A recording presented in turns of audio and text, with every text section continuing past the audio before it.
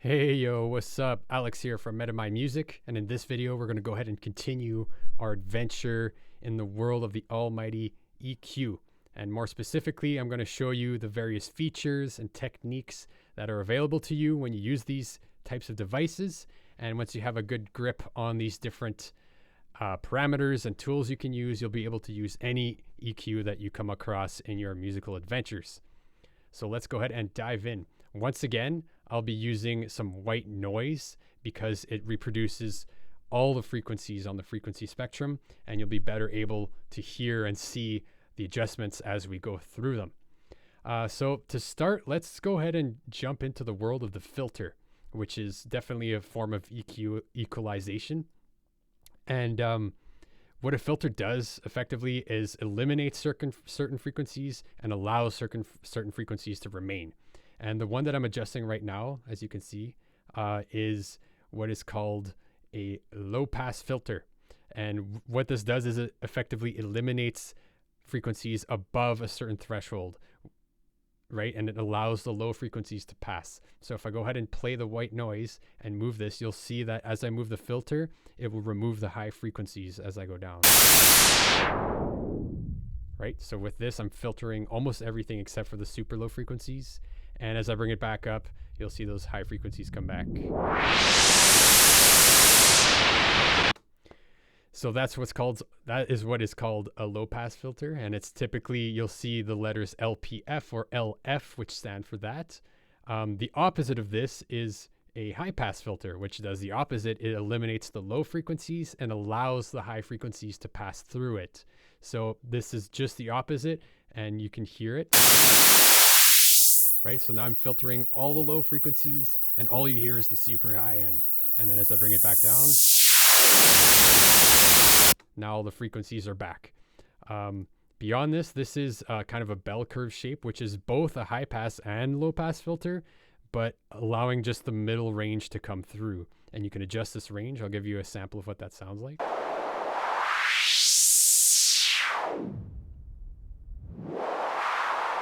Right, so basically that one is just filtering all the high frequencies and the low frequencies around whatever range you've selected. And finally, this is what is called a notch filter, which basically takes out a middle range of frequencies. So it's the opposite of this bell curve filter. It basically allows everything to come through except for a specific selection.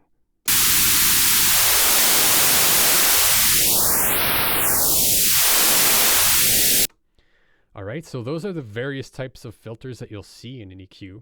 And if we now jump to this EQ8, you'll notice that basically what it is a bunch of filters, right? And you can have your high pass filter set here. Let's enable that, right? High pass. We can enable the low pass filter on this side. We can adjust the frequency, right? And then all of these bell curves are all basically notches, right? You can boost specific notches or you can lower specific notches. And within all of these things are basically multiple filters and multiple EQ notches that you can use to adjust the frequency. Beyond what I have shown you, these high pass and low pass filters, as you'll notice that when I have it set at a specific frequency, it starts going down at the frequency that I've selected, but then it's a gradual slope. Same with the other side, right? Like once I set it at 100 here, then it's a gradual slope that goes down. But what you'll find in most EQs as well is that you can select a very steep slope, which is a very surgical way to cut frequencies, and it's a lot more sonically apparent. It's less subtle, which can be very useful if you just want to hard cut frequencies and just eliminate everything at a specific point, right?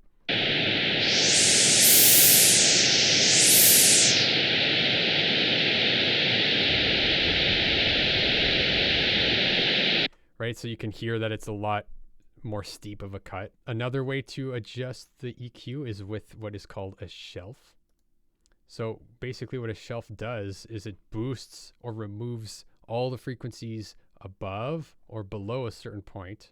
If you put one on the other side here.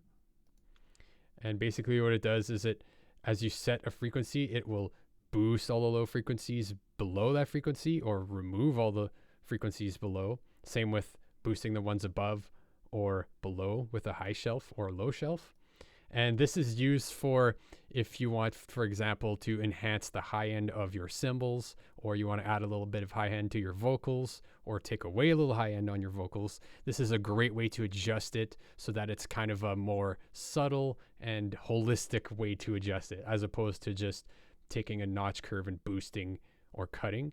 It becomes more kind of integrated and subtle when you do it with a shelf. So it's a great tool to have, and it's very useful for certain applications. And also, finally, what I want to talk about is when you're boosting or cutting with an EQ curve such as this, like a bell curve, the Q value, let me see what number I'm at, 2. The Q value will adjust how intense, so how narrow or how wide the frequency spectrum that you're adjusting is. So if you wanted to, example, have a super narrow boost and then cut something surgically, you would typically use a very high Q value. So I'll give you an example of what that sounds.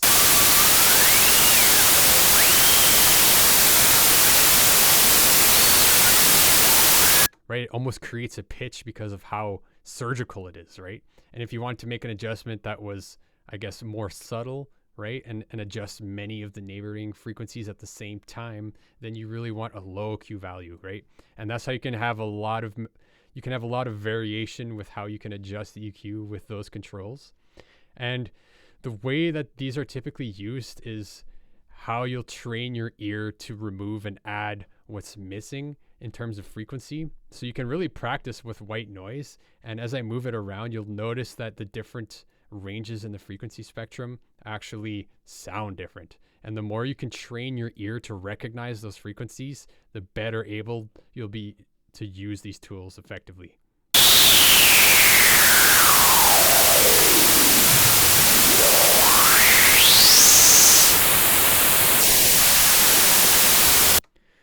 So as you practice more and more with maybe white noise or maybe some actual music that you're making, you'll start to see patterns in what you're adjusting. And the more you can tie your ear to those adjustments, the better able you'll be able to mix with your ears, so to speak. Because what often happens with EQs is that people focus too much on what it looks like. And they might be like, oh, that's way too much of a boost if you're doing something like that, or way too much of a cut or something too extreme. But the thing is, it doesn't really matter what it looks like, because nobody, and I'm telling you, nobody who listens to your music will care what type of processing you did or what kind of EQ stuff or how it looks like. It doesn't matter. What really matters is how it sounds. But you can only really use your ears once you have practiced this tool enough, and how once you understand the different frequency ranges and how they affect different instruments. So that's pretty much all I have for you for this video. If you haven't already, go ahead and download my free EQ Blueprint cheat sheet. It's basically all the major instruments that you'll be recording and mixing, and the typical frequency spectrums that they live inside. And it's super handy to have by your studio as you're mixing and shaping sounds. Super handy. So you can find that in the link below. And we'll continue our exploration into EQ by showing you some techniques on how to actually work with certain instruments, enhancing them, and removing stuff you might not want. So we'll see you in the next video.